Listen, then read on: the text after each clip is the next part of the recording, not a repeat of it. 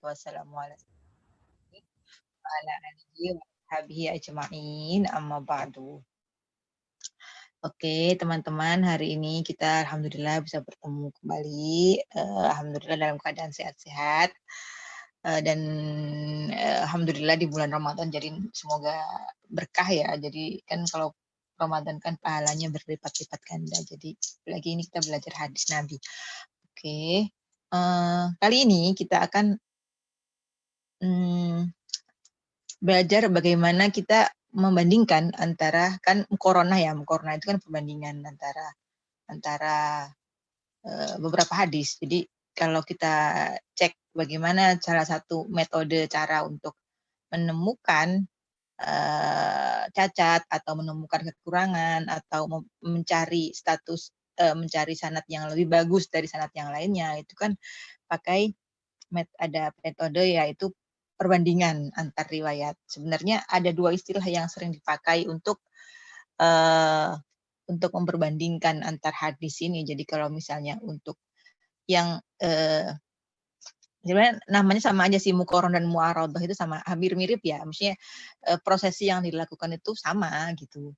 Cuman ada yang memakai muqaronah itu kalau yang dibandingkan itu hadis dengan hadis yang sama. Jadi hadis yang sama, misalnya innamal a'malu binniyat dari jalur siapa? Misalnya dari jalurnya Syu'bah, ya itu dibandingkan dengan jalur yang lain, tapi hadisnya sama.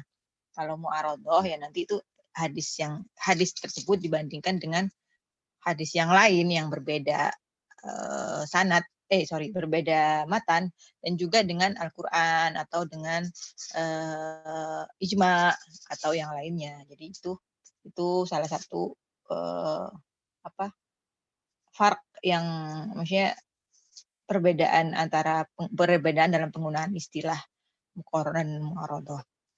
Nah, sekarang untuk mengetahui atau mencari apakah di dalam sebuah hadis itu ada kekurangannya atau apakah rawinya ini statusnya bagus, sikoh, atau dia itu ada keraguan di dalam orang tersebut, atau misalnya ada hadis yang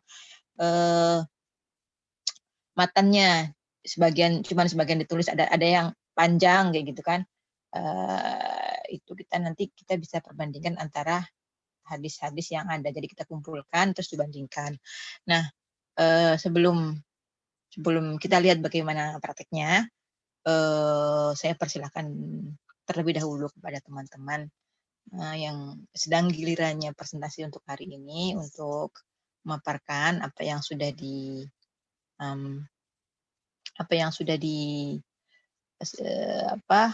dirangkum dalam makalah singkatnya. Sekarang waktu dan tempat saya persilakan. Sebelum itu kita buka dulu dengan bacaan basmalah. Bismillahirrahmanirrahim. Assalamualaikum warahmatullahi wabarakatuh. Kami dari kelompok 11 ingin memaparkan tentang muqaronah.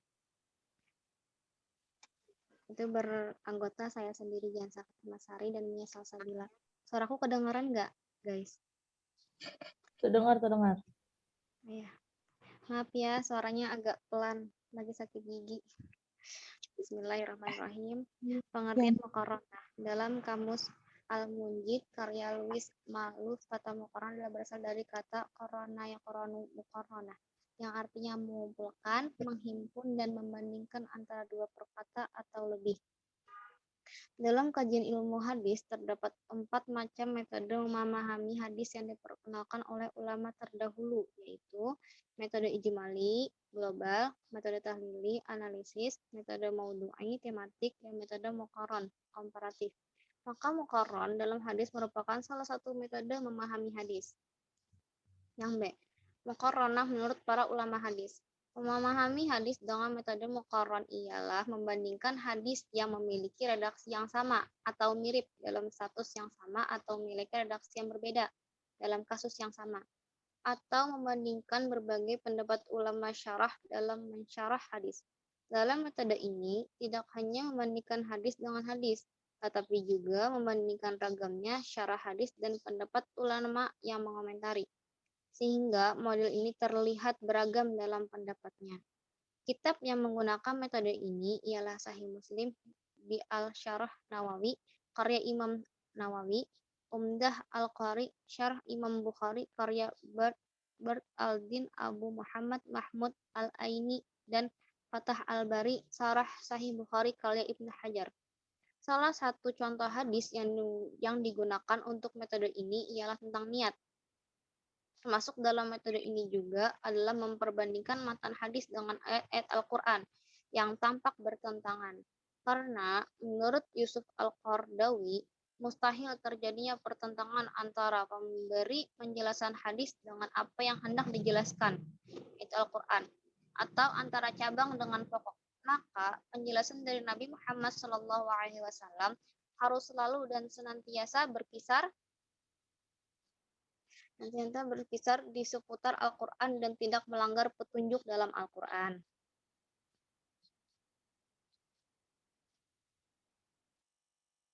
Definisi lain memahami hadis dengan metode muqarron adalah mengemukakan penjelasan dari matan-matan hadis menurut sejumlah ulama hadis, baik dari generasi salaf maupun khalaf.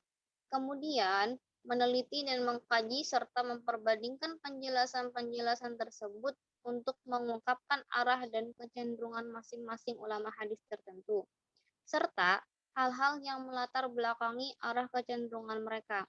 Seseorang yang menggunakan metode ini dituntut untuk menguasai sekian banyak kepustakaan mengenai syarah hadis sejak periode salaf sampai kontemporer. Selanjutnya, contoh penerapan konsep muqarronah akan disampaikan oleh Mia Salsabila. Baik, terima kasih Jihan. Tes, ada suaranya nggak sih? Ada. Oke. Selanjutnya adalah contoh penerapan konsep muqarronah. Dalam penerapannya, metode ini dibagi menjadi 3 bentuk. Yang pertama, membandingkan ayat Al-Quran atau hadis yang memiliki kesamaan topik dan redaksi yang berbeda. Yang kedua, membandingkan ayat Al-Quran dengan hadis atau antara hadis yang satu dengan yang lain secara lahir yang terlihat kontradiktif. Yang ketiga, membandingkan, mohon maaf teman-teman, agak susah bacanya karena sedang sariawan. Yang ketiga, membandingkan pendapat para ulama tentang penafsiran suatu ayat atau hadis. Kelebihan metode muqarron adalah memberikan pengetahuan yang lebih luas dibanding dengan metode-metode yang lain. Metode ini mendorong seorang peneliti untuk mengkaji berbagai macam hadis, ayat-ayat Al-Quran, serta pendapat-pendapat ulama mengenai hadis yang diteliti. Selain itu, dengan metode ini dapat diketahui mana sebenarnya dari sebuah ayat atau hadis. Contoh penerapan muqarronah dalam kitab Fathul Bari tentang hadis sholat sunnah sesudah dan sebelum sholat Jumat. Hadisnya berbunyi, Haddatsana Abdullah bin Yusuf, qala akhbarana Malik an Nafi an Abdullah ibni Umar anna Rasulullah sallallahu alaihi wasallam kana yusalli qabla dhuhri rak'ataini wa ba'daha rak'ataini wa ba'da al-maghribi rak'ataini fi baitihi wa ba'da al-isya'i rak'ataini wa kana la yusalli ba'da al-jum'ati hatta yansarifu fa yusalli rak'ataini.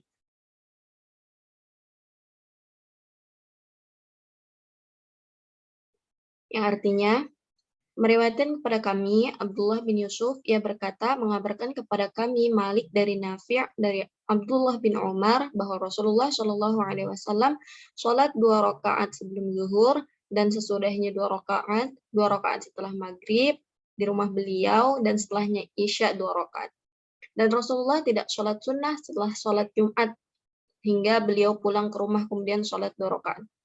Ibnu Hajar dalam menjelaskan hadis di atas menggunakan metode muqarron, yakni berusaha membandingkan antara satu pendapat dengan pendapat lainnya, baik menggunakan dalil nakli maupun akli. Tidak dapat dibandingkan antar pendapat Ibnu Hajar. Tidak hanya membandingkan antar pendapat, Ibnu Hajar juga berupaya menyimpulkan pendapat tersebut dan selebihnya menilai mana pendapat yang benar dan salah. maupun hadis yang sahih dan dhaif berdasarkan fakta sejarah berkenaan amalia sholat Nabi dan kualitas perawinya. Maka penerapan metode muqarron dalam kitab Fathul Bari tentang sholat sunnah sudah dan sebelum sholat Jumat terdapat dua bentuk, yaitu yang pertama, Ibnu Hajar dalam menjelaskan hadis tersebut berusaha untuk membandingkan dengan hadis lain, baik yang sahih maupun dhaif, serta perbedaan pandangan ulama, perbedaan pandangan ulama.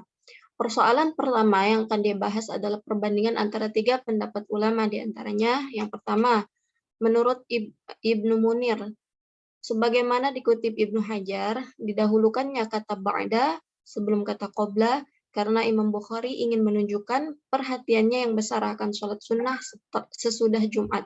Sekalipun hukum sholat sunnah baik sebelum maupun sesudah sholat Jumat sama dengan sholat duhur karena ia berfungsi sebagai pengganti sholat zuhur.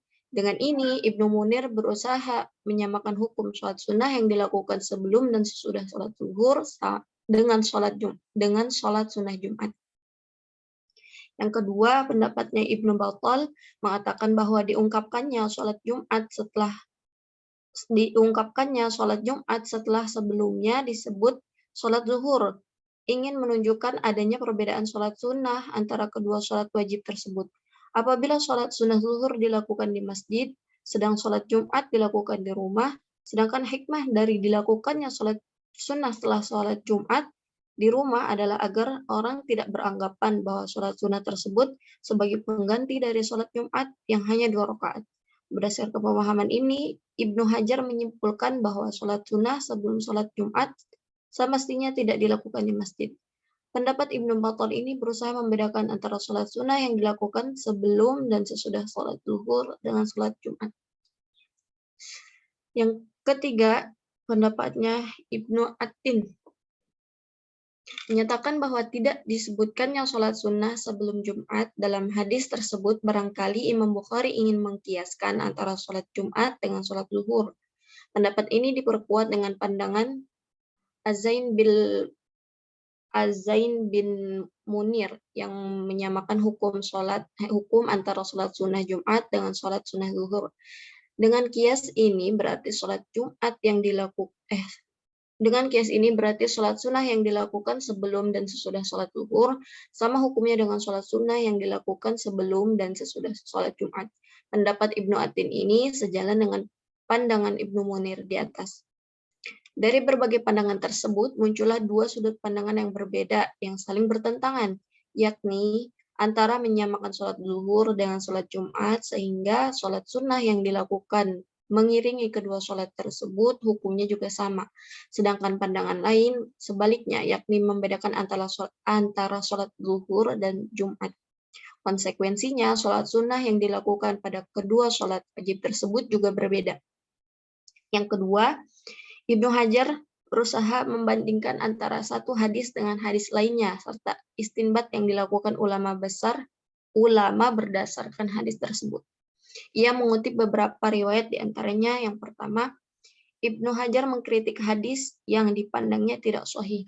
Diriwayatkan dari Abu Dawud dan Ibnu Hibban dengan jalur Ayyub dari Nafi', ia berkata, Ibnu Umar berlama-lama sholat sunnah sebelum Jumat dan sholat 2 rakaat sesudahnya di rumahnya. Ibnu Umar menyatakan bahwa Rasulullah melakukan hal itu. Dengan dalil tersebut, Imam Nawawi menetapkan sunnahnya sholat sebelum Jumat. Mengenai hadis tersebut, Ibnu Hajar menilainya sebagai hadis yang tidak marfu' sampai kepada Nabi.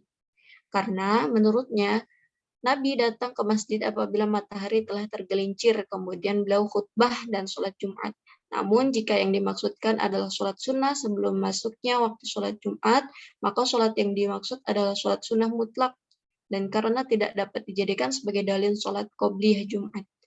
Yang kedua, dalam menjelaskan kandungan hukum hadis Bukhari tersebut, Ibnu Hajar juga membicarakan hadis yang dinilainya lemah dari Abu Hurairah yang diriwayatkan oleh Al-Bazzar mengatakan bahwa Nabi sholat 2 rakaat sebelum Jumat dan 4 rakaat sesudahnya. Diriwayatkan dari Al-Asram dan At-Tabrani dalam kitab Al-Awsat dengan lafal bahwa Nabi sholat sebelum Jumat 4 rakaat dan sesudahnya juga 4 rakaat. Namun dalam rangkaian perawinya terdapat Muhammad bin Abdurrahman As-Sahmi yang dinilainya dhaif oleh Bukhari dan lainnya. Al-Athram sendiri menilai hadisnya lemah, meski hadis-hadis yang berbicara tentang sholat sunnah sebelum Jumat lemah, setidaknya menurut Ibnu Hajar, terdapat hadis yang bersifat umum yang disahihkan oleh Ibnu Hibban dari Abdullah bin Zubair secara marfu yang berbunyi, tidak ada sholat wajib kecuali di antara keduanya disertai dengan sholat 2 rakaat. Penjelasan Ibnu Hajar melalui metode Muqarran dapat dilihat pada hadis lain yang masih terdapat dalam kitab Al-Imam. Ibnu Hajar membandingkan sejumlah hadis ketika menjelaskan apa hukuman yang diperoleh seorang ketika di dunia dapat menjadi kafarat bagi orang tersebut ketika di akhirat nanti. Hadis yang dibandingkan antara lain adalah hadis yang diriwayatkan oleh sahabat Abu Hurairah dan Ubadah bin Samit. Dalam hadis ini, Abu Hurairah dari Rasulullah bersabda, "Saya tidak mengetahui apakah hukuman hudud adalah sebagai kafarat bagi penderitanya atau tidak." Dalam hadis dari Ubadah bin Samit, Rasulullah bersabda, "Hukuman menjadi kafarat tebusan baginya." Kedua hadis tersebut dikompromikan oleh Ibnu Hajar sehingga tidak terjadi kontradiksi, yakni bahwa hadis Abu Hurairah disampaikan oleh Rasulullah sebelum Allah memberitahukan hal tersebut, dan setelah itu Allah mengajarinya. Selesai pembahasan dari kami, saya kembalikan kepada moderator.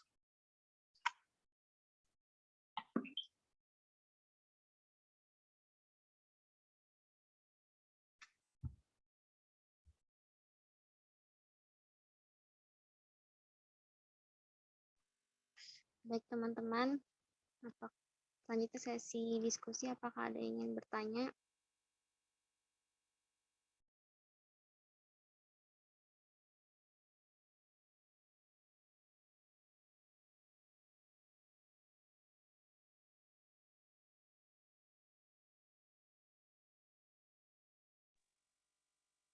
Atau Ibu ingin menjelaskan lebih dahulu, Ibu?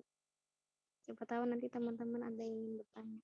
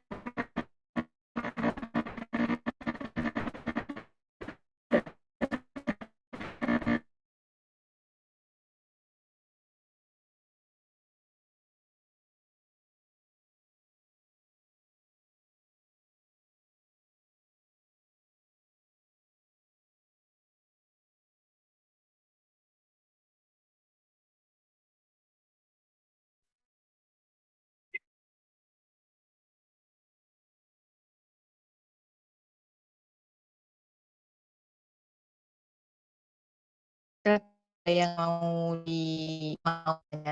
mau memberikan tanggapan, silakan teman-teman ya.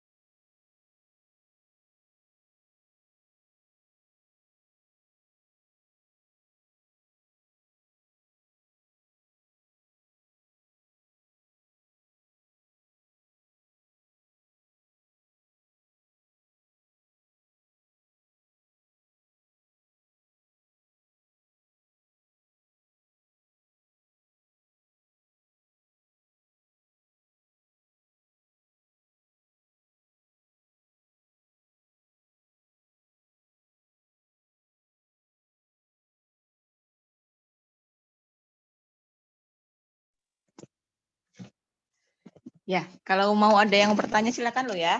Jadi kayaknya kita akhir-akhir ini tuh jarang ada yang mengajukan pertanyaan gitu. Saya nggak tahu apa di kelas saya doang atau di semua kelas. Semoga di kelas saya doang. Jadi kalau di kelas-kelas lain teman-teman bisa aktif bertanya, memberikan tanggapan atau memberikan sanggahan terhadap apa yang sudah disampaikan oleh teman-teman pemateri.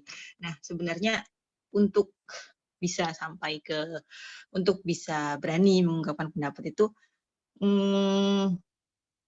nggak ujuk-ujuk bisa gitu ya. Jadi saya mau cerita sedikit nanti sebelum saya masuk ke tambahan saya. Jadi waktu zaman saya SMA saya masih kayak kalau ada yang nggak paham bisa langsung bertanya ke guru gitu ya. Nah terus kemudian ketika saya S1 itu kan di Mesir. Terus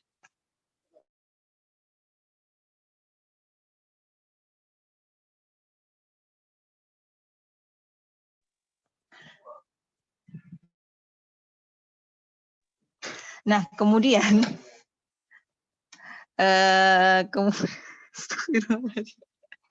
sorry saya ketawa terus soalnya hujan.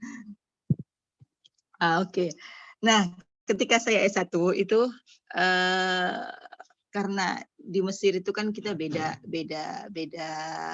kultur, kemudian satu kelas juga isinya banyak, kemudian gurunya, ustadzahnya itu orang Mesir ya kan, orang asing. Jadi akhirnya kita nggak ada interaksi yang dekat antara guru dengan murid gitu ya, nggak ada kayak kita mau approach, kita mau mendekat ke ustadzahnya senior gitu kan, kita nggak berani gitu, bukan kita yang saya doang nggak berani mendekat gitu kan. Jadi kalau ada apa-apa nggak paham ya nyari sendiri atau ya paling nanya ke teman-teman sekelas. Cuman akhirnya lama kelamaan akhirnya saya nggak terbiasa untuk berani mengungkapkan pendapat ke guru di kelas gitu ya, karena pertama kesempatannya nggak ada dan kemudian akhirnya ya udah hilang aja rasa pedenya itu nggak ada gitu. Terus akhirnya nggak bisa kritis kalau ada apa-apa tuh pengen ya kritis sih sekarang di ini lagi apa namanya ya setelah udah S3 ya paling ya masa nggak kritis sih udah S3 gitu kan. Cuman kalau misalnya untuk menyampaikan pendapat, untuk berani ngobrol sama guru, sama dosen, nah itu kalau kita nggak mulai, kalau kita nggak mulai sendiri, kalau kita nggak memberanikan diri, akhirnya ya lama-kelamaan nggak berani, jadinya sungkan, jadinya nggak terbiasa gitu ya. Jadi saya harapkan teman-teman, ini kan saya harapkan teman-teman jadinya nggak mengalaminya seperti yang saya alami. Jadi ini mumpung gurunya juga maksudnya sama-sama orang Indonesia, terus juga ngomongnya bahasanya sama, jadi nggak takut salah. Terus kemudian saya juga nggak senior banget gitu ya, bukan kayak Prof. Said Akil Munawar atau siapa gitu. Jadi silakan aja teman-teman kalau mau berlatih untuk kritis atau bertanya atau yang lainnya. Oke, itu dulu itu sedikit intermezzo mengenai supaya supaya teman-teman nggak sungkan gitu kan, nggak sungkan kalau mau bertanya. Jadi nggak apa-apa. Memang kalau di orang Indonesia sendiri kalau kita itu pengennya perfeksionis gitu ya, maksudnya kalau nanya sesuatu yang keren gitu kan. Cuman ya nggak, kalau mau nunggu kayak gitu kapan mulainya, nggak bisa-bisa. Jadi ya nggak apa-apa. Semua pertanyaan itu valid bagi saya. Bagi saya kalau saya sama saya sendiri. Semua pertanyaan itu valid dan boleh ditanyakan gitu, dan boleh aja kalian nggak tahu tentang apa yang misalnya hal-hal yang sederhana gitu ya nggak apa-apa, nggak tahu itu nggak apa-apa karena masih belajar. Jadi kalau mau bertanya tentang hal-hal yang kok biasa aja sih, maksudnya hal-hal remeh aja bisa nggak tahu gitu, jangan berpikir seperti itu. Boleh bertanya apa aja gitu, apa aja. Karena ya itu selain untuk nyari jawaban juga supaya terbiasa gitu ya berkomunikasi dengan guru atau dosen atau yang lainnya. Oke, itu terkait skill ya, soft skill ya, itu soft skill yang perlu dipelajari dan dipupuk sejak awal gitu ya, jangan ditinggalin, itu salah satu soft skill. Oke. Sudah. Sekarang kita kembali ke pembahasan mengenai kritik hadis. Jadi apa yang sudah disampaikan oleh teman-teman kelompok 11 di dalam makalahnya itu adalah bagaimana, jadi itu mewakili bagaimana seorang ulama memperbandingkan antara sebuah hadis dengan yang lain. Cuman contoh yang dipakai, ya itu saya nggak bilang contohnya itu bukan yang itu, bukan. Cuman contoh yang disampaikan itu adalah bagaimana seseorang ulama, dalam kasus ini adalah Ibnu Hajar ya. Ibnu Hajar melihat beberapa hadis yang terkait dengan satu maudhu tertentu di dalam satu kitab aja, dalam satu kitab Sahih Bukhari, dan di situ beliau memperbandingkan antara redaksi ini dengan redaksi yang lainnya, kemudian akhirnya sampai kepada persoalan fikih. Jadi dari hadis itu kemudian ditarik fikihnya apa gitu ya. Nah, nanti memang kita tahu bahwa fikih sumber dari syariat, sumber dari fikih kita itu ya lebih banyak mulai dari hadis, karena penjelasan, karena hadis itu adalah penjelasan dari Al-Quran. Nah, tadi itu contohnya terkait kritik yang ada di dalam satu kitab. Nah, sekarang saya mau kasih lihat teman-teman bagaimana seseorang atau bagaimana sebenarnya kritik terkait muqaranah itu bisa dilakukan dengan mengumpulkan hadis dari banyak kitab. Tunggu ya, sebentar.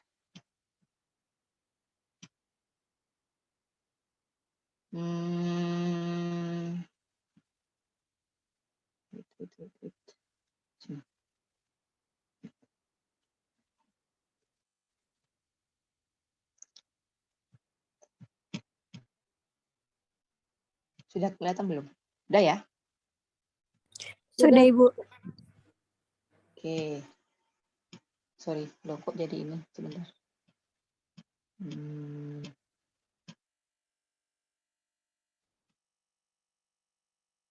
Jadi, seperti, oke ini terlalu besar ya.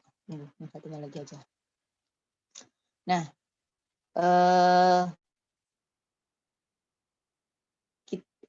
coba kita bisa dilihat di sini. Saya besarkan sedikit ya. Ini adalah contoh kita bagaimana memuqaranahkan antara satu hadis dengan lafadz yang sama.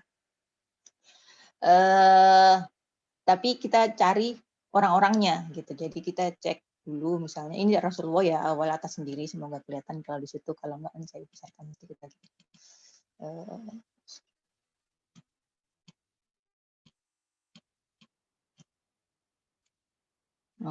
Sudah.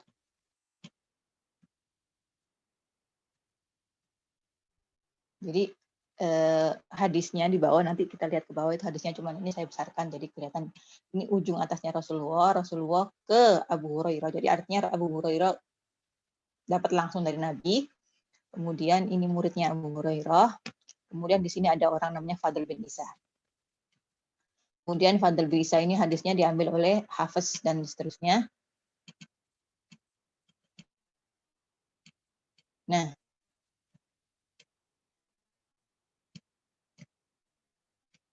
hadis yang versi yang di sini di ujung, fokus di saya ya. Oke. Abdullah bin Qasim, ini sanadnya semua sampai ke atas. Nah, ini ada di Al-Kamil Quddu'afa.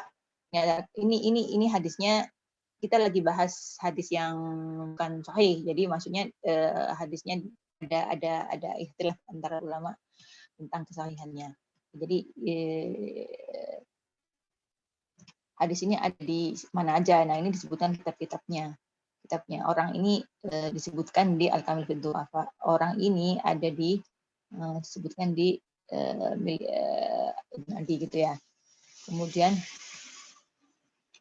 Abdullah ini ada di disebutkan di Al-Hilal wa fadlihi di Abi Dunia. Kemudian Muhammad bin Bakar tahrij, bukan tahrij, komentar mengenai si fulan, si orang-orang yang disebutkan di sini ada disebutkan di kitabnya di sini.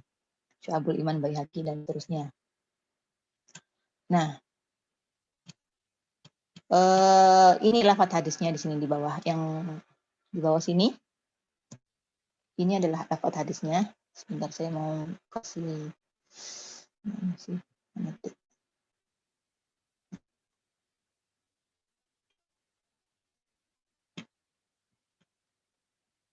ini ya, di sini itu lafadz hadisnya.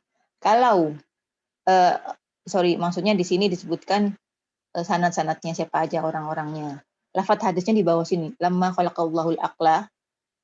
Nah, dari sekian banyak nuskhoh yang dari sekian banyak hadis yang ada 1, 2, 3, 4, 5, 6, 7 sampai sini ada 7 versi dan masing-masing punya rawi yang berbeda ya. Nah, yang bikin sajarah ini itu diwarnain, bahkan jadi kalau lafadznya sama semua gitu, merah semuanya sama. Nah, kemudian bawahnya lagi oke, ini sama semua, yang kuning juga sama. Nah, kemudian ternyata ada satu versi yang di sini itu nggak ada, di tengah-tengah ini nggak ada, adanya di versi lain ada, tapi di versi ini nggak ada. Nah, kemudian ini ada tambahan nih, wa Arabiyin, tambahan ada di versi ini. Jadi ini ada yang kosong di atasnya, yang bawahnya ada tambahan. Kemudian di sini ada yang kosong.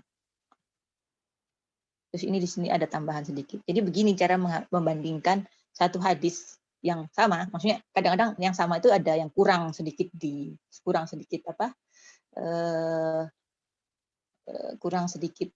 ada yang hilang tengah-tengahnya, terus ada yang ditambahin gitu ya. Jadi cara untuk mengkoronah atau memperbandingkan antara hadis yang membahas hal yang sama, kita mau lihat apakah di dalam hadis tersebut itu ada tambahan atau ada kekurangan.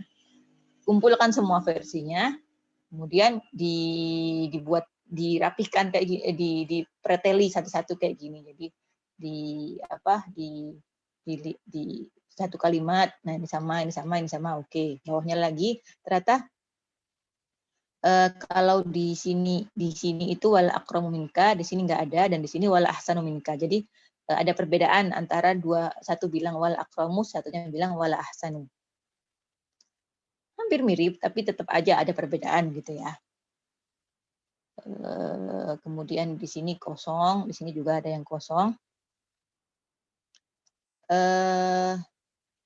Sampai akhir. Nah, jadi nanti kelihatan versi ini kurang di sini, versi ini kurang di sini. Kayak tadi di Ibnu Hajar di dalam Fathul Bari bilang satunya pakai ba'da, satunya pakai qabla gitu ya. Kayak gitu. Nah, kemudian di sini juga dijelaskan, misalnya dikasih warna maksudnya orang-orangnya. Jadi kalau sahabat diwarnain apa,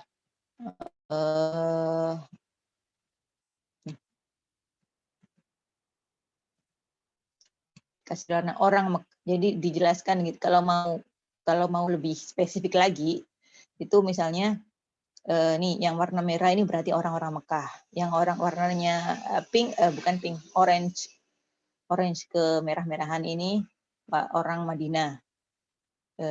Kemudian yang warna hijau, ini di sini ada warna hijau. Yang warna hijau itu adalah orang Mesir. warna abu-abu orang Baghdad. Jadi kalau misalnya di dalam satu garis nih, misalnya satu garis ini sebelah sini orang Baghdad, sebelah sini orang Madinah, sebelah sini orang Mekah. Kayak misalnya kalau misalnya biasanya kan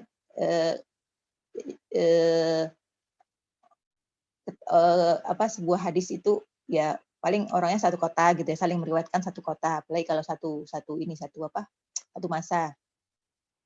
Nah, ketika misalnya nih tiba-tiba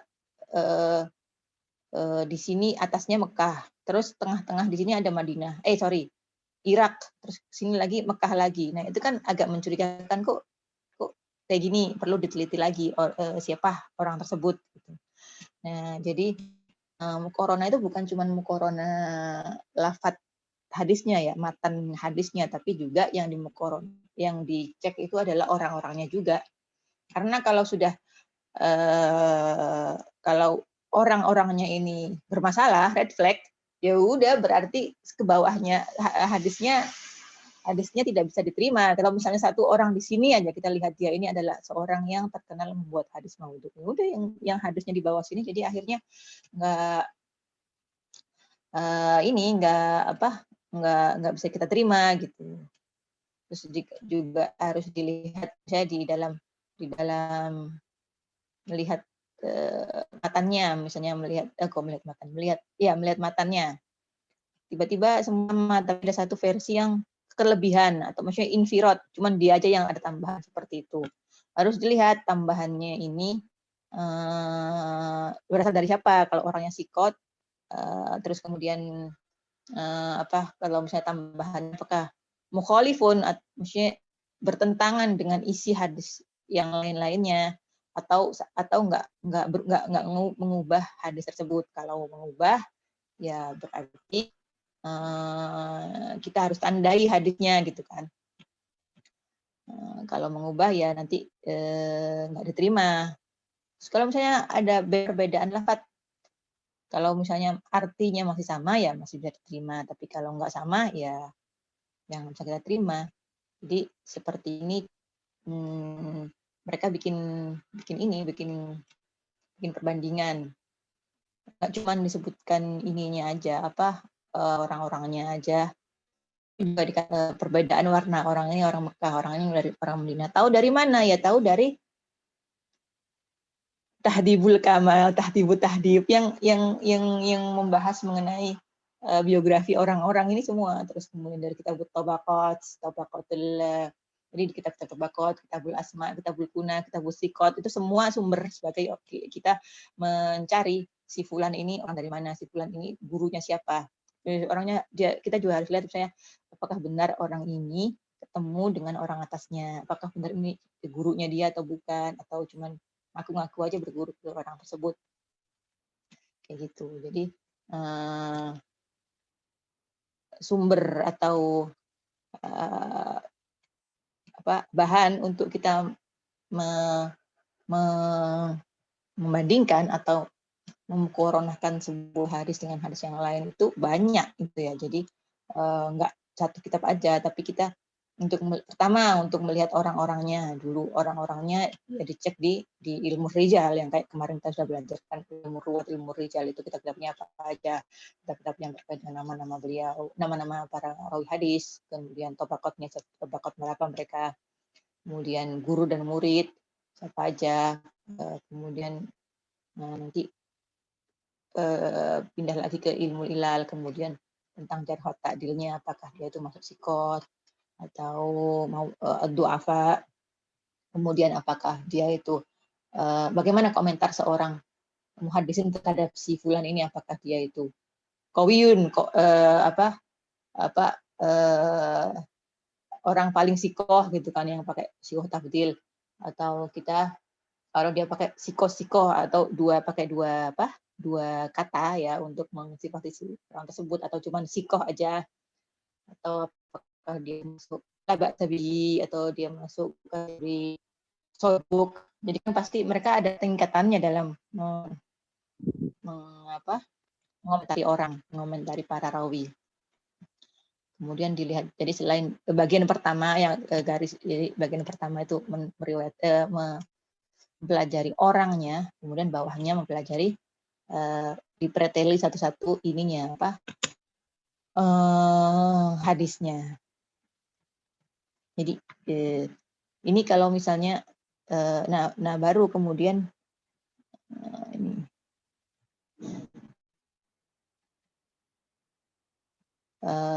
kalau mau yang sederhana, ini saya nemu nemu bagan ya mengenai hadis innamal a'malu binniyat. Innamal a'malu binniyat itu 3 orang pertama sampai ke Yahya bin Sa'id Al-Ansori itu sama. Nah selanjutnya kemana-mana. Selanjutnya ke Sufyan Ats-Tsauri, ke Hafiz bin Ghiyas, ke Abdul Wahab, nanti Abdul Wahab ke Qutaibah ke Al-Bukhari. Ini juga Sufyan Ats-Tsauri ke Muhammad bin Katsir, ke Qutaibah, ke Bukhari. Jadi ujungnya di sini di kitab itu.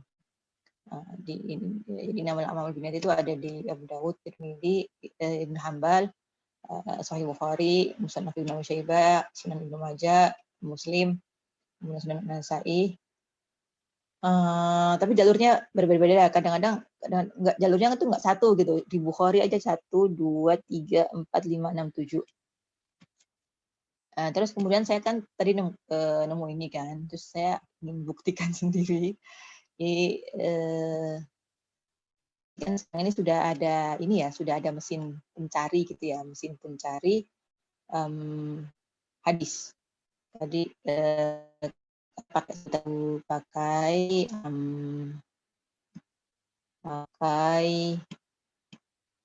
nih,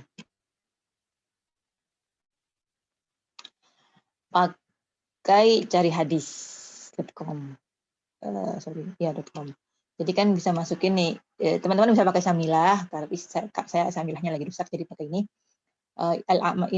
Masukin aja di sini nanti potongannya, Al-A'malu binniyat, saya pakai potongan itu, dan keluar. Jadi di Sahih Bukhari ada 5 hadis.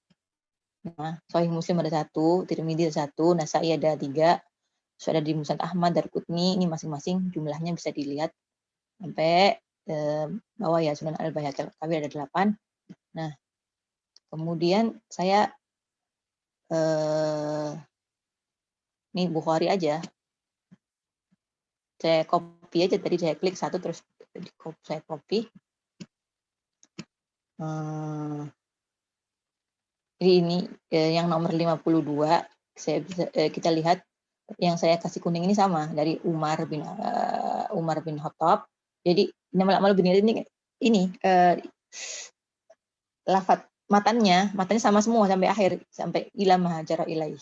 Jadi innamal a'malu binniyat wa innamal likulli imri'in ma nawa, faman kana hijratuhu ila ghairi rasulih fa innahu fahijratuhu ila ghairi rasulih, wa man kanat hijratuhu ila dunya siwa aw imra'atin yankihuha fa hijratuhu ila ma hajara ilaih. Ini dari Umar, ujungnya sahabatnya itu di Umar gitu ya. Umar dengar langsung dari Rasulullah. Selanjutnya Umar menyampaikan ke Alqamah bin Waqqas, kemudian Alqamah ke Muhammad bin Ibrahim ke Yahya bin Sa'id Al-Laitsi. Nah, yang kuning ini sama semua, sama. Nah, yang berbeda itu di sebelumnya. Jadi setelahnya. Jadi di sini ada Malik, kemudian muridnya Malik ada Abdullah bin Maslamah. Kalau di sini itu Sufyan, kemudian Muhammad bin Katsir. Kita lihat apakah bagan yang tadi saya temukan itu benar. Yang pertama Abdullah bin Maslamah. Abdullah bin Maslamah, kan Bukhari kan di sini kan.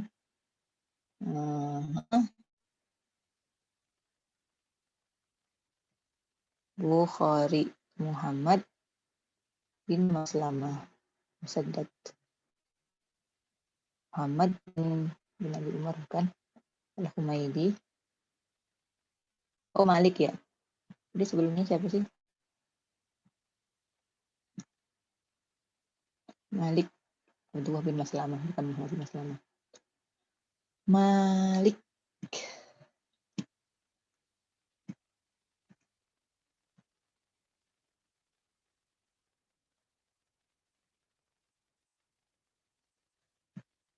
Ini Malik. Al-Qa Nabi, Abdurrahman bin Qasim, Al-Haris bukan. Malik, Yahya bin Qaza'ah. Bukan. Qa Nabi, Lais. Oke, jadi kalau versi yang saya temukan, nah sudah di sini. Samping-sampingan aja ya.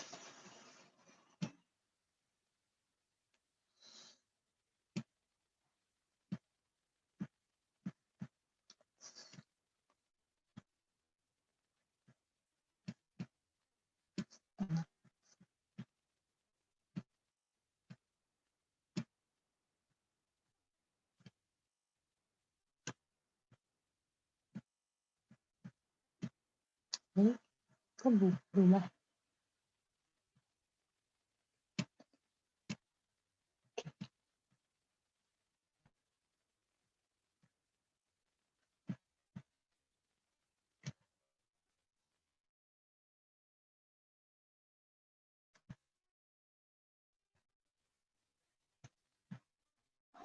Malik. Yahya bin Qaza'ah, bukan.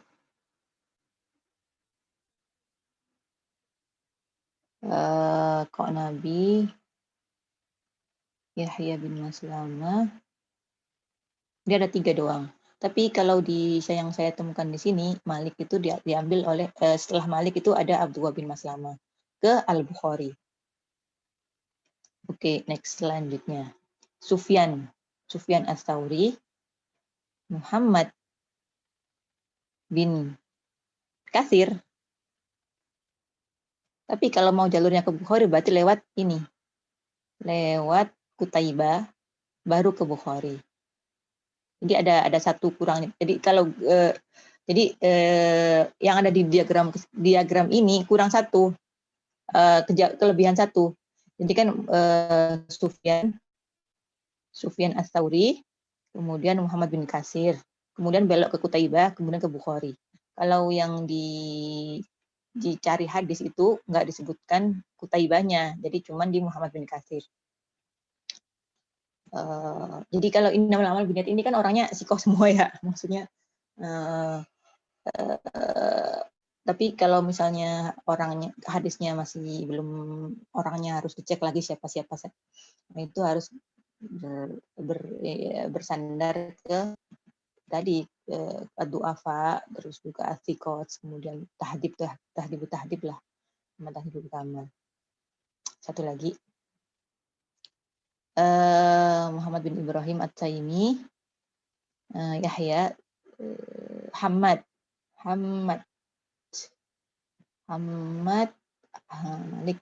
Hamad bin Zaid.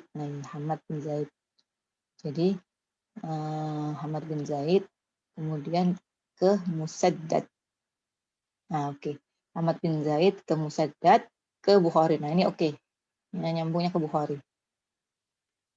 Jadi kayak gini ya, bagaimana kita ini mencari tracing gitu ya, mencari hubungan antara si fulan dan si fulan tuh ada semua gimana. Nah, ini kan agak berantakan. Yang lebih gampang itu kan yang kayak gambar yang tadi itu, yang langsung ke atas gitu ya, langsung ke atas. Nanti kalau misalnya ada sambungan ya nanti di sini dikasih garisnya, garis, jadi ini nyambung ke sini kayak ini, dari sini kayak yang di sini ini nyambung sama sini, nah baru ke atas ke orang yang di atasnya lagi gitu. Terus atau ini misalnya ini dari sini, nah, terus ke orang di atasnya, ke bawah, ke atasnya lagi. Jadi ini adalah prakteknya ya, bagaimana mereka mencari hadis gitu ya, membandingkan antara satu hadis dengan hadis yang lain. Fungsinya apa? Ya fungsinya supaya kita tahu gitu. Jadi jalur dari si fulan itu hadisnya sahih. Kenapa? Karena rantainya itu orang-orang yang ada di situ, di rangkaian sanadnya itu bisa diterima semua. Kalau jalur selanjutnya ada masalah di si fulan, karena si fulan ini apa? Atau si fulan ini nggak ketemu sama orang atasnya, jadi dia ini memalsukan sanadnya dia sendiri. Nah, berarti otomatis status sanad tersebut ya nggak bisa dijadikan hujah, nggak bisa dijadikan rujukan gitu ya, karena ada di orang-orangnya. Nah, para ulama zaman dulu gimana caranya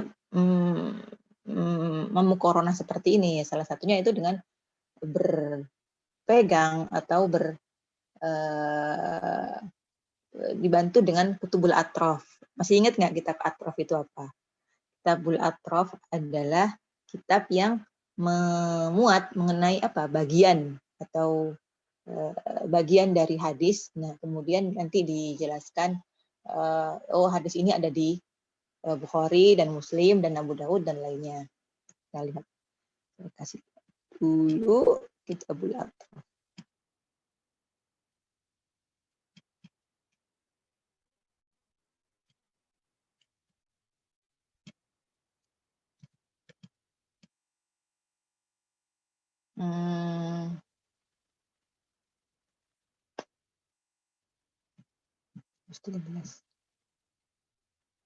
Ya kan, ini kalau masih ingat, sih kita belajar kajian kitab hadis itu semester 4 ya. Jadi hadis ini ada di Sunan Ibnu Dawud, Sunan At-Tirmidzi, Sunan An-Nasa'i dan Ibnu Majah. Berarti ya udah nanti langsung dicek situ. Di sini juga bisa melihat sanadnya siapa aja orang-orangnya, ketemunya di siapa, ketemunya di si fulan misalnya sebagai syekhnya, sebagai common link-nya, tempat pertemuan di mana hadis itu jadi dari sekian banyak orang yang meriwayatkan itu ketemunya di mana gitu ya, ketemunya di Muhammad bin Yahya misalnya kayak gitu. Nah, tapi kalau di atraf ini meskipun sanadnya disebutkan lengkap, tapi hadisnya nggak disebutkan lengkap. Jadi kalau kita pengen tahu apakah hadisnya di sini, hadis yang ada di Sunan Abu Dawud ini ada tambahannya, atau ada yang hilang misalnya tengahnya, atau ada apa, ya harus ngecek langsung ke kitabnya, karena ini fokusnya di cuma menyebutkan di mana tempatnya, dan juga bab berapa, nomor berapa. Nah, kemudian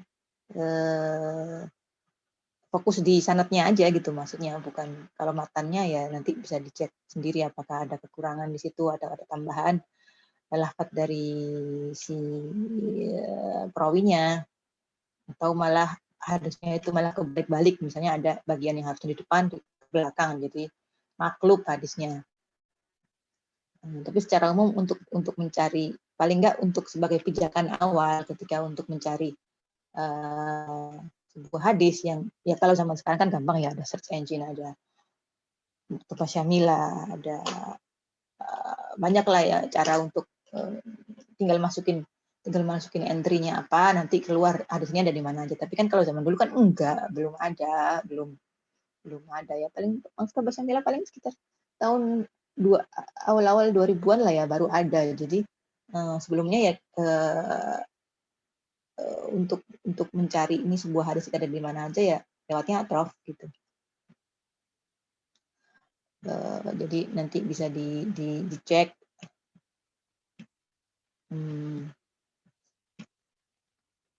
di mana sebuah hadis itu berada, dan kemudian sanadnya siapa aja yang meriwayatkan, dan matannya bagaimana bentuk matannya. Kalau nggak mau ini terlalu lama misalnya, ya langsung aja ke fihrisnya, nanti di fihrisnya ketahuan.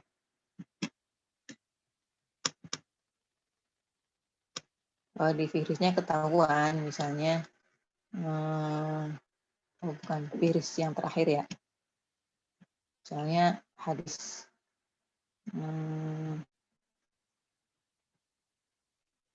Uhaditsuka hadisan ma uhaditsu bihi kulla ahadin minan nas. Nah, ini hadis ini ada hadisnya milik Anas bin Malik, ada di juz 1 halaman segini. Jadi nanti tinggal gampang aja kalau mau nyari langsung ke juz 1. Jadi sudah dibantu oleh hakik kitab Atraf ini untuk kita gampang gitu mau nyari hadisnya Anas ya ada di juz 1, mau hadisnya Abu Hurairah ada di juz 2, mau hadisnya Aisyah ada di juz 11. Seperti itu. Selanjutnya, jadi ini adalah contoh bagaimana kita memkorona satu hadis yang sama. Kalau kitab yang tadi kayak di makalah. Kalau membandingkan hadis tersebut dengan hadis-hadis lain ya paling enggak step pertamanya ya tadi dulu membandingkan antara yang dahili dulu, yang internal dulu antara hadis tersebut antar sanadnya dari satu hadis dengan berbagai macam sanad, dilihat dulu mana yang paling sikoh atau paling sohih di antara sanad-sanad tersebut. Nah, setelah dikumpulkan mana nih yang sohih aja, yang jadi hujah, maksudnya yuhtaju bihi. Kemudian mana nih yang mutabaat, yang sebagai tambahan, sebagai ini aja, pendukung aja, hadis pendukung, yang statusnya nggak terlalu bagus, tapi ya bisa jadikan pendukung, meskipun tidak bisa jadi rujukan utama. Setelah itu baru itu step 1, kemudian step selanjutnya, oke, sekarang dibandingkan dengan hadis yang lain. Itu hadis yang terkait satu bab, jadi babnya sama, cuman redaksinya lain, gitu ya. Maksudnya membahas mengenai satu bahasan, cuman kadang-kadang kan kayak gini, misalnya satu hadis kadang menyuruh melakukan sesuatu, kemudian ada hadis lain yang melarangnya atau memakruhkan hal tersebut. Nah, ini gimana nantinya? Apakah yang dipakai itu yang pertama atau yang dipakai itu yang kedua? Nah, itu kan perlu dicek lagi antara yang hadis yang memperbolehkan atau menyuruh itu bagaimana statusnya, apakah di situ ada banyak versi, apakah di situ ada mutabaat, perawi-perawinya seperti apa sih, kok semua atau tidak. Kemudian setelah selesai dari satu, ke yang satu lagi. Kalau hadis yang memakruhkan hal tersebut, gimana keadaannya? Nah, baru ditimbang, dibandingkan di muqaronah antar keduanya. Oke, berarti kemudian dicek dulu apakah di antara dua hadis tersebut ada nasakh dan mansukh. Kalau nasakh dan mansukh, berarti otomatis yang dipakai adalah yang terakhiran, gitu ya. Maksudnya kalau nasakh dan mansukh kan yang awal itu mansukh, yang datang belakangan itu nasih. Jadi ketika ada dua hal yang bertentangan, satu duluan, satu belakangan, yang dipakai yang belakangan. Ketika misalnya nggak ada, keduanya ini dianggap nggak ada nasakh, ya nggak ada saling menghapus, ya berarti dicek itu ditarjih yang mana yang secara status itu lebih kuat yang mana. Kemudian apakah ada hadis-hadis lain yang mendukung hadis yang tersebut gitu. Nah, baru kemudian sampai ke kesimpulan. Kesimpulan ini ya nanti ranahnya jadi di fikihnya, masuk ke ranah fikih. Jadi ketika kesimpulannya hadisnya yang bisa diterima, yang bisa dipakai hujah itu adalah yang pertama. Oke, berarti nanti ditelurkan. Nanti nanti dari situ kita bisa menghasilkan atau mengeluarkan beberapa kesimpulan, yaitu pertama bahwa Rasulullah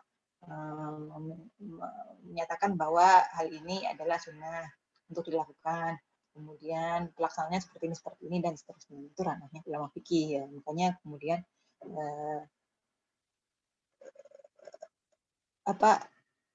ilmu fikih itu tergantung sekali terhadap ilmu hadis gitu ya, karena hadis baru selesai, dianggap selesai,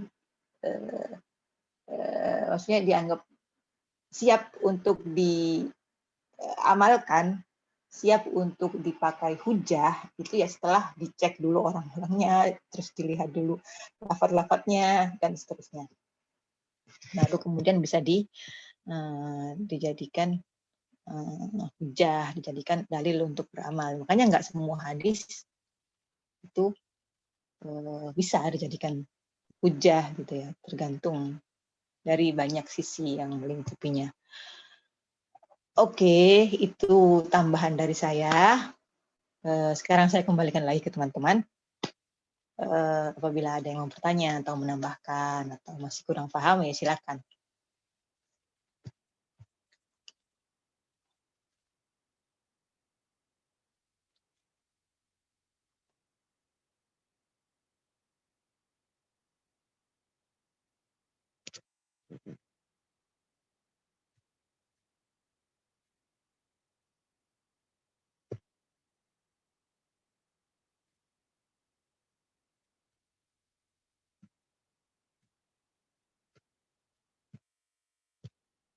Jadi kira-kira bisa dipahami ya, maksudnya kayak gitu tuh jadi prosesinya atau cara untuk memukoronah itu kayak gitu, harus banyak kitab yang harus dirujuk untuk bisa menentukan diterimanya sebuah hadis atau enggak.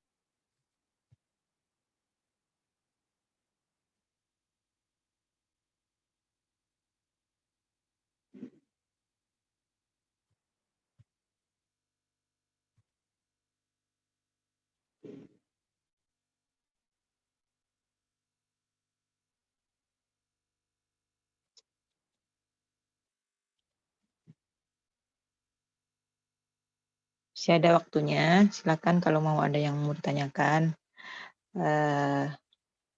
Oke, nggak ada masalah ya, maksudnya bisa dipahami ya apa yang kita pelajari pada siang hari ini. Lalu ridho, insya Allah.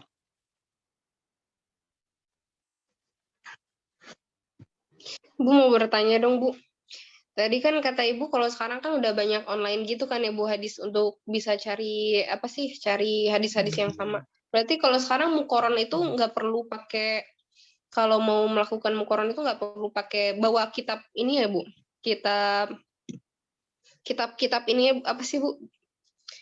Bisa secara online aja Bu, full online gitu. Kalau mukoron tuh sekarang.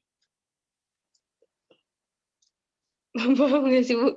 Maksudnya carinya langsung di ini aja Bu. Di Google aja atau kayak tadi kitab Syamila nggak perlu pakai kitab langsung yang bukunya gitu loh Bu. Ya kan Syamilah juga sebenarnya aslinya kitab terus didigitalkan kan. Iya. Sama kayak kalau search kayak tadi apa yang saya tadi buka apa sih cari hadis itu kan juga sama kitab. Ada kitabnya cuman digitalkan. Gitu, digitalkan. Jadi sebenarnya itu juga kitab. Gitu cuman kadang-kadang makanya kita nggak bisa 100% mengandalkan search engine itu kadang-kadang ya namanya juga orang ngetik di komputer ada kadang-kadang misalnya ada tipu, ada kalimat, ada kata yang nggak ketulis di situ kurang. Itu dulu pas awal-awal Syamilah itu suka kayak gitu. Ada kata yang hilang gitu kan, ada kata yang hilang. Kan itu kan orang ngetik ulang kan Syamilah itu kan dari buku terus diketik gitu kan, terus nanti dimasukkan ke programnya dia. Dulu seringnya kayak gitu, kayak misalnya ada apa yang masih yang satu kata hilang atau kadang satu kalimat panjang itu ada nggak ada. Nah makanya saya waktu nulis disertasi itu meskipun pertama pakai Samila itu sebagai biar gampang aja nyari ketemu di sini. Misalnya kan kalau di Samila kan ada tulisannya ini di kitab Sahih Bukhari halaman segini, juz segini gitu ya. Itu saya lihat lagi di Sahih Bukhari yang kitab kan ada PDF-nya kan sekarang nggak apa kan kalau sekarang Sahih Bukhari yang PDF itu yang kitab tapi di scan itu kan ada yang ya biasalah kayak kitab-kitab yang kita baca biasanya itu. Jadi saya cek juga. Jadi saya cari penerbit siapa yang dipakai Samila itu penerbit mana, versi penerbit mana gitu ya. Misalnya Darul Ghalib Al-Islami, berarti saya cari Sahih Bukhari yang PDF yang terbitan Darul Ghalib Al-Islami. Terus misalnya juz 10. Saya cari juga di juz 10 yang di PDF-nya. 10 pas nggak kata-kata yang ada di Samila dengan apa yang ada di kitab yang saya punya. Kalau pas ya alhamdulillah gitu kan. Kalau nggak pas berarti ya kita pakai yang kitab gitu, yang PDF tadi itu. Sering kayak gitu. Kayak tadi barusan yang saya baca tadi kan. Kalau dari bagan yang tadi Innamal A'malu Binniyat itu loh, mana sih? Balik lagi kita. Yang Innamal A'malu Binniyat itu tadi kalau dari bagan yang saya temukan itu mana sebentar. Nah di sini ada tambahan gitu kan. Tadi kan ada misalnya dari Malik nih. Malik ternyata abis Malik itu ada Malik itu ada Abdullah bin Maslamah. Tapi kalau di versi cari hadis ini nggak ada di Abdullah bin Maslamah, tapi di sini nggak ada. Nah ini otomatis nanti saya nggak bisa terus saya bilang yang ini salah, yang ini nggak, yang ini benar. Tapi harus saya cek lagi ke PDF-nya Sahih Bukhari. Bener nggak hadis Sahih Bukhari nomor 52 itu yang seperti ini. Berarti kalau memang benar berarti ini bagannya ada yang salah, kurang tepat gitu. Jadi kayak gitu. Jadi kita makanya saya bilang kalau menulis makalah itu harus disebutkan dari kitab yang mana gitu ya. Maksudnya kalau teman-teman mengutip dari Tahdhibul Kamal halaman 29. Halaman 29 cetakan Darul Kutub Ilmiah dengan halaman 29 cetakan Darul Risalah itu nggak sama. Jadi harus jadi kalau misalnya orang mau meng-cross check melihat ulang ya harus tahu kitabnya mana gitu, kitabnya terbitan siapa. Jadi kayak gitu. Tetap ya search engine sekarang itu meskipun dia adalah step pertama untuk kita bisa ke kitabnya, misalnya kita bisa menemukan ternyata hadis mengenai ada di kitab ini. Udah nanti dicek ulang, bener nggak lafadznya persis nggak seperti itu, yang seperti yang di Kamilah atau enggak.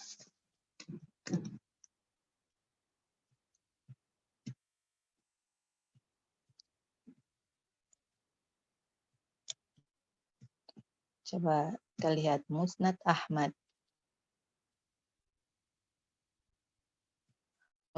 Ahmad jalurnya dari Sufyan.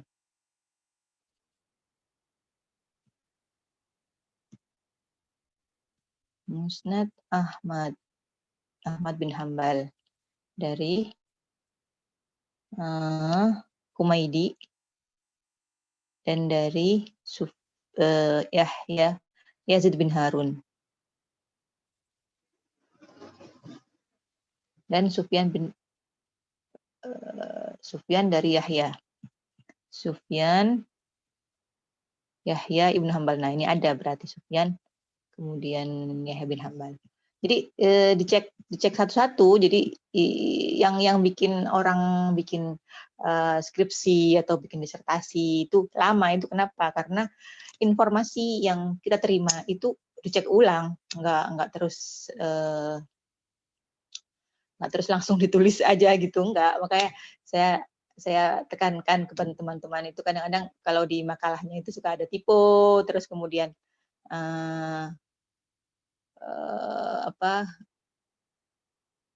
typo, terus kemudian informasinya kurang pas gitu kan. Nah, sebenarnya itu perlu dicek ulang di kitabnya langsung. Ya, kalau misalnya nggak mampu untuk ngecek langsung di sumber yang lebih utama ya, at least disebutkan, oh ini dapat dari sini. Nah, kemudian pembaca nanti nyari enggak yang disebutkan. Jadi pembaca nanti melihat ke footnote-nya, terus footnote-nya dicek ada di kitab sini. Nanti kitab sini dicari lagi ke atas lagi. Gitu.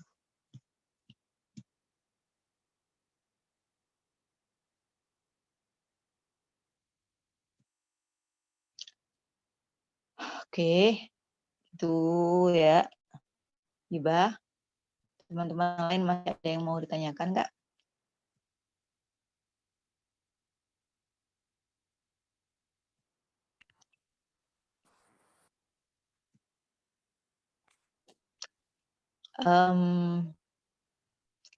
UAS-nya mau gimana?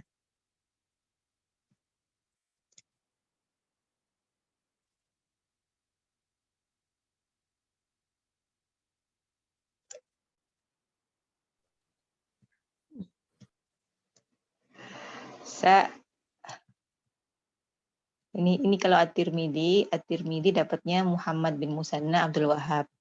At-Tirmidzi Muhammad bin Musanna Abdul Wahab Yahya bin Said. Oke, berarti sama. Saya tuh kepikiran UTS-nya mau saya suruh review kitab, maksudnya ya kitab apa aja, kemudian yang terkait dengan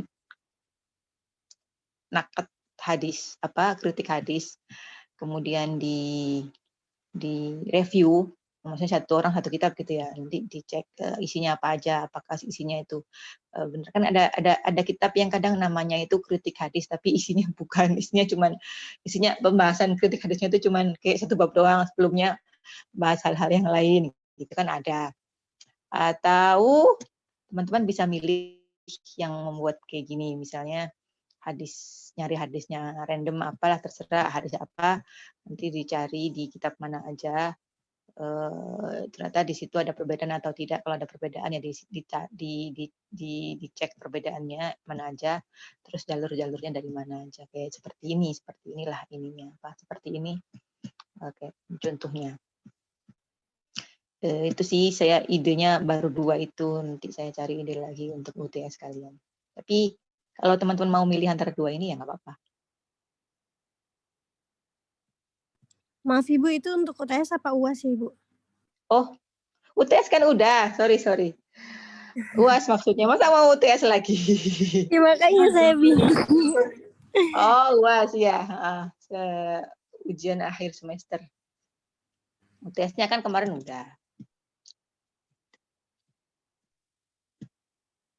Bu, kalau misal mau corona itu, berarti nanti misalkan UASnya itu, nanti carinya hadisnya, satu hadis aja kan Bu ya, ntar dibandingin sama yang jalur-jalur lain gitu kan? Iya, kalau ya jalurnya beda, hadisnya satu.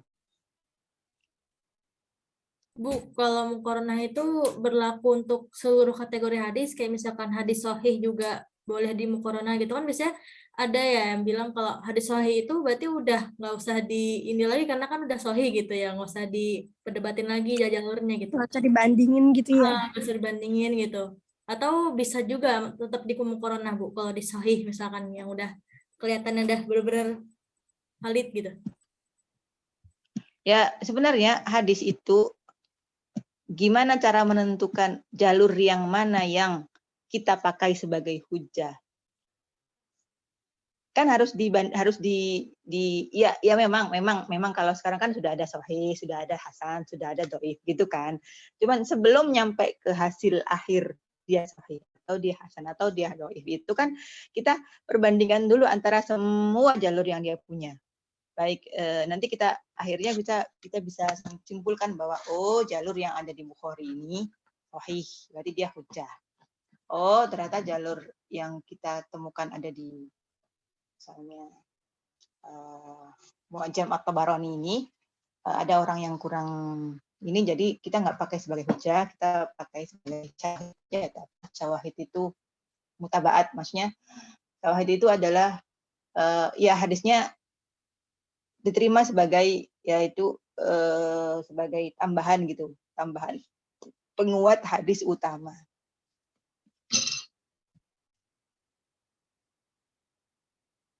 Itu.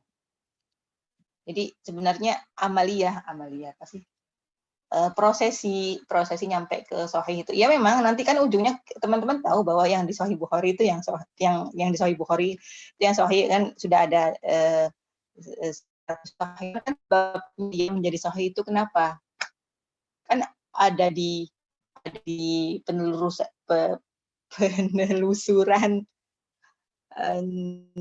orang-orangnya gitu kan.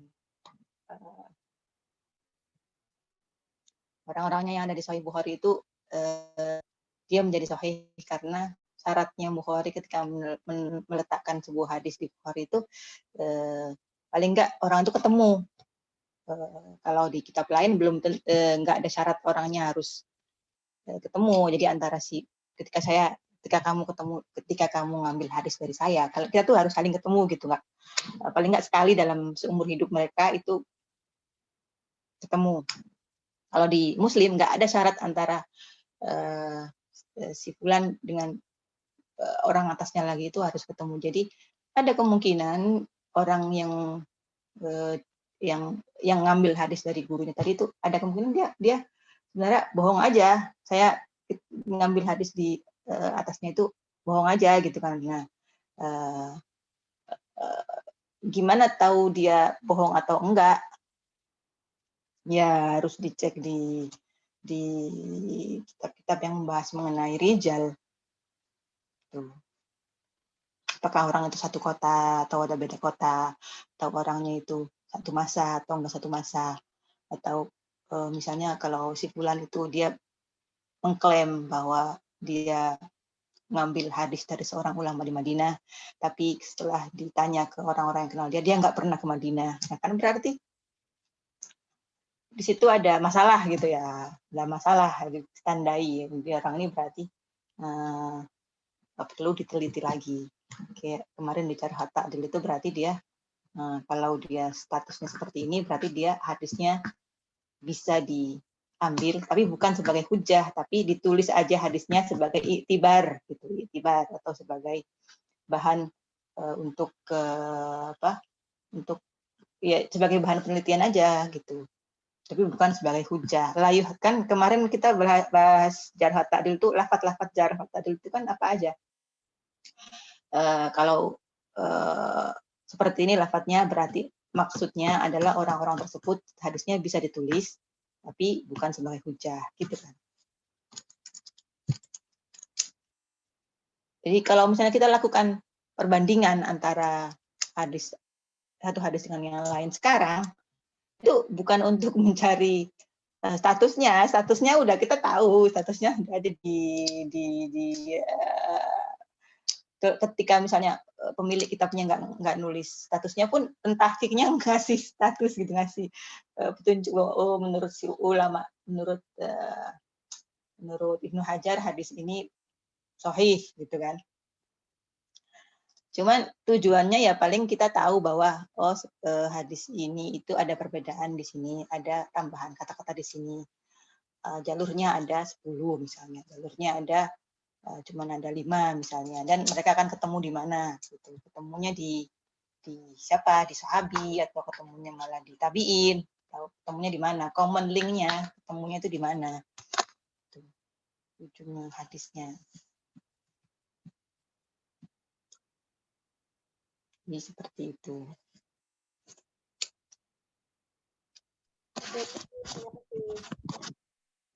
Hah? Ya santai aja.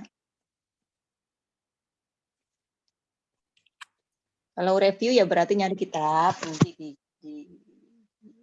review apa isinya kitabnya. Kalau review kitab itu berarti kitabnya harus bahasa Arab ya, Bu? Enggak, bahasa Indonesia juga boleh. Oh, Cuman kan pasti nggak banyak kalau iya. bahasa Indonesia. Kalau bahasa Arab lebih banyak lagi. Contoh-contoh kitab kritik hadis apa aja, Bu? Yang kemarin kita pakai, sering kita pakai itu ya kitabnya Syekh Nurdin Iter, ya kan. Terus kemudian kitabnya siapa yang Al-Idlibi, Salahuddin Al-Idlibi, kemudian Mustafa Adomi, itu yang kemarin kita sering pakai sebagai bahan. Jadi bisa pakai kitabnya orang kontemporer atau kitabnya yang dulu juga bisa, orang yang mutaqaddimin.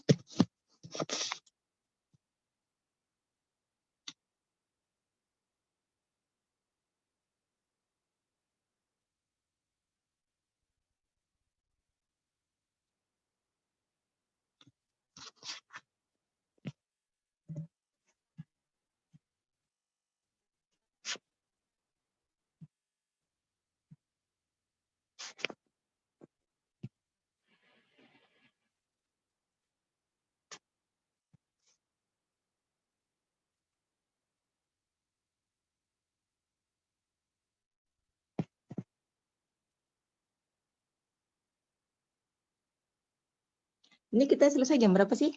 Jam 7.30 berarti sampai 10, Bu. 9.10. jam 10. 9 lebih 10. Oke. Berarti kalau di saya, berarti ini 10 menit lagi kan ya? Iya, 10 menit lagi. Soalnya jamnya ganti kan, jamnya di sini ganti kan. Kalau dulu kan bedanya 7 jam sama Indonesia. Kalau sekarang 6 jam. Terus jadi agak kagok gitu, bagi jam, ngurangin jamnya. Berarti jam 3 Ibu, ya? saya boleh tanya sedikit nggak, Bu? Banyak juga nggak apa-apa kok. Sebenarnya tuh tujuan untuk memperbandingkan hadis metode kayak gini tuh muqaron itu tuh kayak apa sih, Bu, gitu? Oke. Urgensinya sama tujuan.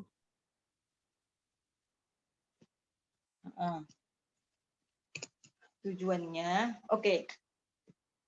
Saya tawarkan dulu ke teman-teman. Ada yang mau jawab pertanyaannya Kurnia enggak? Maksudnya kan kita udah belajar bareng nih. Nah, terkait kritik hadis, pentingnya apa dia dan seterusnya. Kemudian kalau muqaronah kayak gini sudah kita bahas tadi kan. Nah, sekarang kira-kira teman-teman ada nggak yang mau menjelaskan ke Kurnia terkait urgensinya muqaronah? Apa karena kita biar bisa tahu untuk sampai ke tujuan bisa jadi sahih kayak gitu, apa gimana? Kalau yang dari aku simpulkan sih tujuannya itu agar kan ini kita lihat ya dari jalur ini hadisnya apakah redaksinya Iya. sama atau enggak, terus jalur ini sama apa enggak. Nah, terus nanti dari jalur itu kita bisa tahu ini orangnya apakah sikoh atau ada yang orangnya di luar sikoh atau tadi yang Ibu bilang. Jadi biar jalur sanadnya itu kita tahu ini dia ketika redaksinya beda apakah dia jalurnya bisa dipakai enggak gitu. Terus tujuan akhirnya gitu, tujuan akhirnya yang aku tangkap baru itu. Mungkin dari Ibu bisa ditambahin lagi atau teman-teman lain. Tujuan akhirnya ya untuk menyaring hadis yang sahih yang mana. Hadis menyaring antara yang sahih dengan yang enggak sahih. Selanjutnya kalau dia sahih berarti artinya kita bisa terapkan untuk untuk diamalkan gitu sama kita ya. keseharian gitu. Untuk diamalkan ibadah kita seperti apa gitu. Itu sih. Karena ya kan kita tahu bahwa ada orang-orang bikin hadis maudhu, ada orang-orang yang memasukkan, maksudnya dia sebenarnya Hadisnya dia itu cacat gitu. hadisnya cacat, maksudnya dia itu sebenarnya nggak dapat dari syekh itu, tapi dia ngaku-ngaku kayak gitu kan. Nah, kayak gini kan akhirnya mengkhawatirkan kalau kita terima semua, kalau kita nggak teliti dalam meneliti satu-satu, itu kan nanti jangan-jangan kita beramal tapi ya kayak hadis maudhu gitu Timbang kan. siur jadinya gitu ya, Ibu. Iya, nanti yang kita pakai sebagai dasar kita beribadah itu nanti kan kalau misalnya Quran kan nggak ada masalah ya, maksudnya semuanya wahyu, tapi kalau hadis ini kan harus dicek pembawanya siapa aja, sehingga kita bisa yakin bahwa yang hadis yang kita terima itu memang Bener datangnya apa dari gitu. Nabi. Iya. Memang benar dari datang dari Nabi, dan sehingga kalau memang benar datang dari Nabi ya kita pakai sebagai hujah gitu untuk diterapkan dalam peribadatan. Nggak cuma ibadah, muamalah juga sama. Ya pokoknya intinya dalam beragama itu. Jangan sampai kita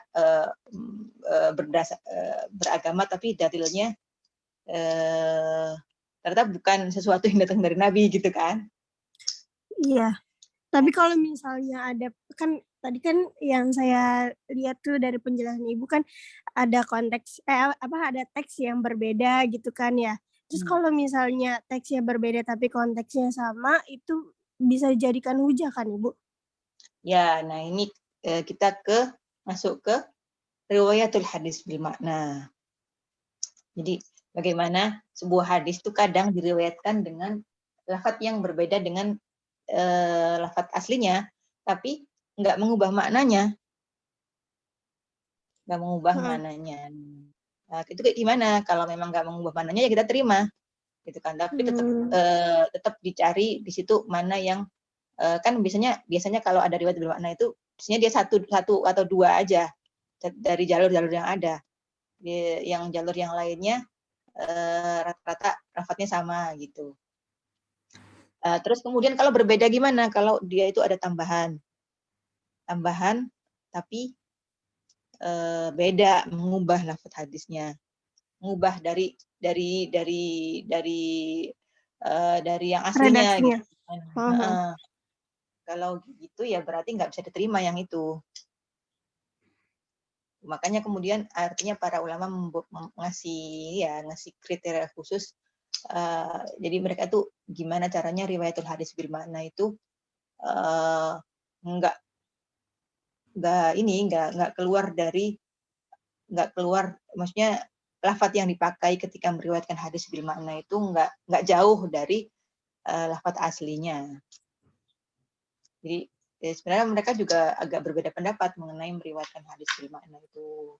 Ada yang bilang ya nggak apa-apa lah, daripada nanti hadisnya Nabi ada yang nggak sampai ke generasi selanjutnya, ya nggak apa-apa kita terima aja, karena nggak semua orang punya ingatan dan kedoban gitu ya, nggak semua orang ingatannya itu akurat dan nggak semua orang juga kredibel gitu.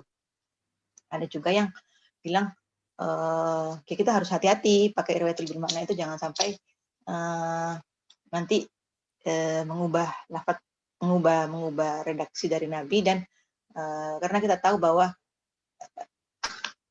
ucapan Nabi itu kan wahyu ya, maksudnya jangan sampai nanti pasti akan ada perbedaan makna antara yang dia dipakai sama orang-orang yang meriwayatkan hadis bil makna dengan lafaz yang asli dari Nabi.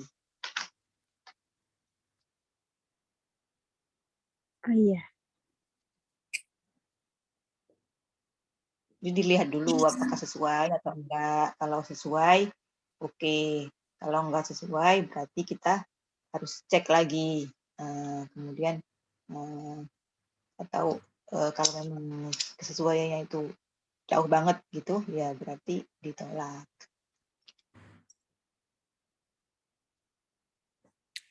Jadi kalau bisa dibilang dia untuk mentarjih bukan sih Bu? Tadi kata Ibu. Ya, mentarjih antara riwayat yang ada. Dari semua riwayat, misalnya ada 10 riwayat ya, 10 jalur ya. Kita tarjih mana ini yang yang paling bagus sanadnya.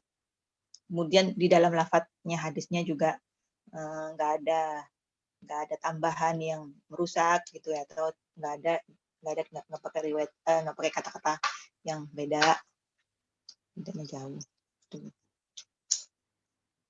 Nah ini juga nanti berhubungan dengan ilmu ilal ya, ilmu ilal hadis kan. Kalau ilal itu kan hadis itu secara dohirnya itu oke, tapi kalau dilihat-lihat lagi ternyata di situ ada kekurangan gitu. Makanya sebenarnya ulumul hadis ini adalah sebuah ilmu yang kompleks gitu, nggak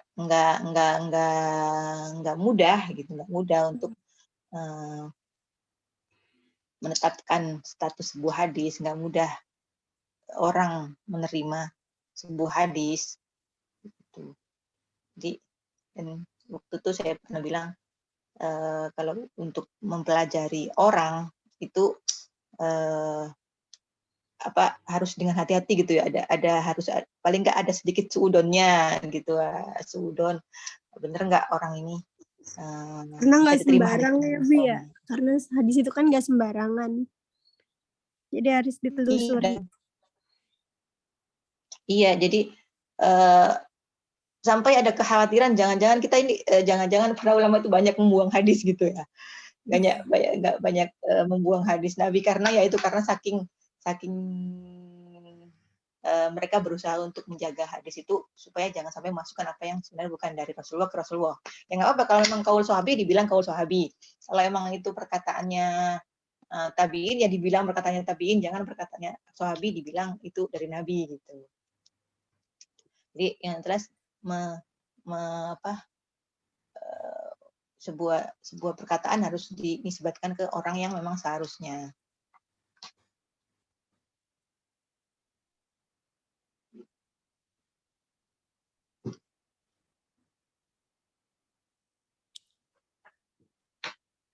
Oke, masih ada lagi yang mau ditanyakan?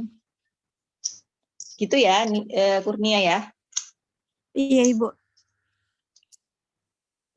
Siap. Kasih banyak ya, Ibu ya. Ya, sama-sama. Ibu izin nanya lagi. Boleh. Tuh terkait misal UAS nih kan ada yang misalkan milih review kitab Bu, kitab kritik. Nah itu kira-kira yang di-review lebih spesifiknya itu apa aja ya Bu? Apakah cuman sekedar tahu isi kitabnya aja, apa aja gitu? Atau ada yang lainnya nggak Bu? Ya isinya aja. Maksudnya dari kitab yang ada itu isinya apa? Terus apakah isinya itu sudah mewakili judul kitabnya atau ternyata enggak, kan kadang suka kayak gitu ya, kadang saya temukan makalah yang judulnya apa, isinya apa gitu kan ada. Bukan ngawur sih, cuman kadang memasukkan jadi pembahasan terkait yang harusnya ditulis itu enggak ditulis gitu, yang ditulis itu hal-hal yang lain gitu. Oh iya ya. Begitu. Tapi ada suruh baca kitab gitu nggak Bu? Suruh baca kitab gimana? Ya kan dibaca dulu baru di-review. Tapi kalau misalnya kitabnya bahasa Arab semua dan kita nggak bisa membacanya gimana Bu nge-reviewnya? Ya cari kitab yang bisa dibaca. Makanya itu. Cari kitab yang bisa dibaca. Nanya polos banget. Ya gimana mau mereview kalau belum bisa baca kitabnya, ya nggak sih? Ya itu paling nggak kitab, nggak tahu sih kalau bahasa Indonesia saya dapatnya terbatas gitu kan, paling cuman yang ada PDF-nya atau ada di Google Books, iya Google Books kan, mungkin teman-teman bisa nemu kitab yang lain yang, tapi sekarang di rumah ya, di rumah nggak sih kalian atau di sana? Di rumah. Oh iya di rumah. Sama sih. Iya nggak ada akses ke perpustakaan gitu kan? Iya. Ya nanti kita pikirkan lagi lah makanya apa. Oke baik Bu. Kan gambarnya gitu ya Bu kalau kita review kitab. Oke Bu, terima kasih Bu. Yuk sama-sama. Ya udah. Ya udah kita tutup. Kasih Bu. Enggak sadar. Soalnya aku kayak gitu ya di sana. Soalnya aku kan teriak soalnya takut gak kedengeran. Iya, nggak apa-apa kok. Oke, sudah ya.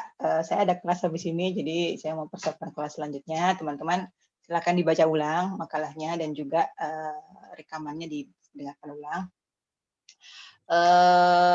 Saya langsung tutup aja ya. Jadi seperti ini, apa yang dimaksud dengan mukorona itu. Jadi mukorona ada yang dahili, maksudnya dahili itu ya antar satu hadis dengan jalur yang berbeda, sanadnya berbeda-beda.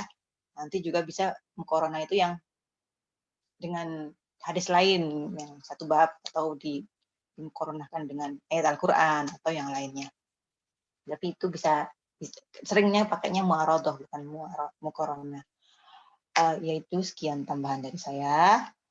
Mohon maaf atas segala kekurangan. Mari kita tutup perkuliahan kita siang hari ini pagi hari ini dengan bacaan doa kafaratul majlis. Subhanakallahumma wa bihamdika asyhadu an la ilaha illa anta astaghfiruka wa atubu ilaik. Wabillahi taufiq wal hidayah. Wassalamualaikum warahmatullahi wabarakatuh. Waalaikumsalam warahmatullahi wabarakatuh. Terima kasih banyak Ibu. Ya, sama-sama. Ketemu lagi minggu depan. Bye. Baik.